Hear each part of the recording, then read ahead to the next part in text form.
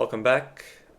We are extending some of the functionality in our chess analytics pipeline, and we are adding a new alerting channel into our pipelines, so we can have different avenues of communication when we're having our failures in a pipeline. In this case, we're adding some communications into our Discord text channels.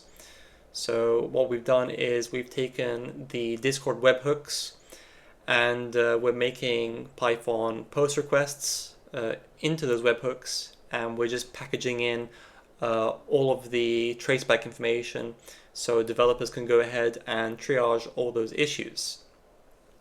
So in terms of getting those webhook URLs, you can go into the respective text channel you want to direct your messages into. So we've got this pipeline alerts. If you go into editing the channel, you have these integrations and you can create a webhook. So you can create new webhooks. You can take those webhook URLs and you can put them into your Python scripts and you can send messages through that avenue. The way you can think about webhooks, they're kind of like one-way APIs. So you just make a post request and it's just going to send messages in that direction. So that's what we're working with. And we did a little bit of refactoring when we were going through this chess project, doing a little cleanup.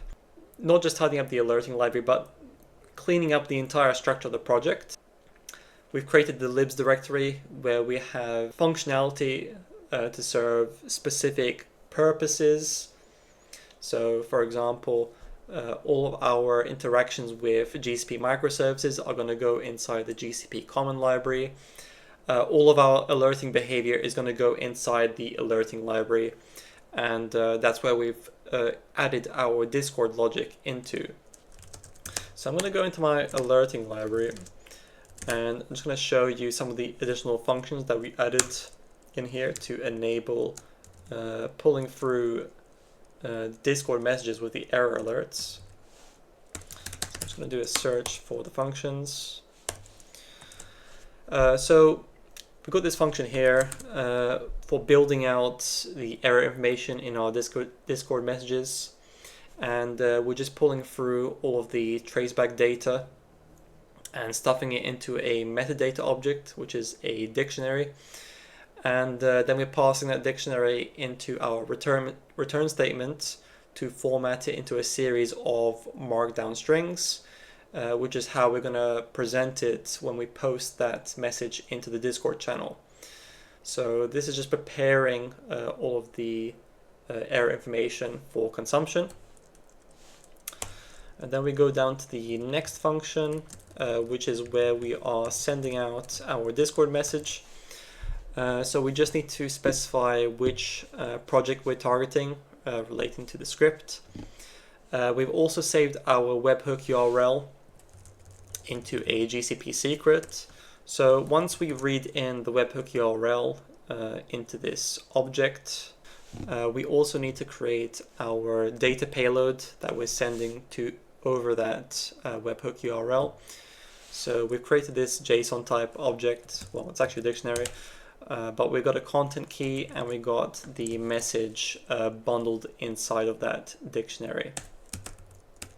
At which point we can create our post request to that webhook URL and then serialize that dictionary as a JSON payload. And in theory, that should land inside our Discord text channel.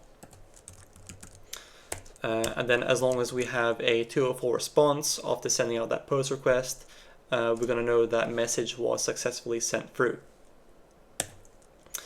Okay, so we have our send Discord message. How do we make sure it actually gets activated when an error occurs in your Python pipeline? As mentioned before in my previous video regarding the emails, we have our global accept hook, which appends additional logic into your default error handling behavior. So in here, we've just made sure that we are bundling all of our error information into this Discord message. and we've got some toggling logic. So as long as this Discord string exists inside this toggle enabled alert systems environmental variable, it's going to trigger this send Discord message function, and it's going to send out that traceback into the text channel that we created earlier. And that's pretty much it for the alerting library. What we'll do is we'll jump into a test script just to show you how we are importing the library and how we are setting it up to make sure that the Discord functionality is working correctly. So we'll go back a couple of directories. We're going to go into our scripts directory, and we've created this testalert.py file, and we're just going to go through it. You can see here we've got the alerting library, and we're just importing it into the script to enable that alerting behavior for both the emails and for the Discord alerting. And for the most part, everything in this Python script is just boilerplate to enable the alerting functionality. I'm not really going to explain it too much, but the only thing you need to know is that we're installing this global accept hook that we've defined inside our alerting library, and that's going to override the default error handling that happens in Python. We're going to be able to trigger that send Discord message from that point. Yeah, and in terms of manually triggering the error, we're going to be doing the same as before when we were doing the email alerting video, and we're going to be specifying like a 1/0 scenario. And as soon as that situation gets, as soon as that line of code gets triggered, it will trigger that send Discord message inside that global accept hook. And in theory, we should receive a new message inside the aforementioned Discord channel. So what we'll do is we'll go back into the directory and we'll trigger that test script, and we'll see what happens. And it's going to take a little bit of time because we got some other functionality occurring inside the script, which features BigQuery logging, logging the runs that are occurring and potentially any failures that are occurring into a set of tables. But you can see that we've triggered this script and we've got the error occurring locally. But also you can see that a new message has appeared. We've got the corresponding information, including the run ID, what error occurred and the fact that it occurred right now. And whoever is inside this channel is going to have access to figure out, okay, these pipelines are failing. I need to go ahead and triage these issues and fix them at some point in time. And yeah, this particular alerting channel is much easier to set up compared to the email alerting business. So this might be like a preferable starting point if you're trying to set up like a rudimentary alerting system. But yeah, that's pretty much all I wanted to show you, and I hope you find this really useful. I'll see you guys in the next video.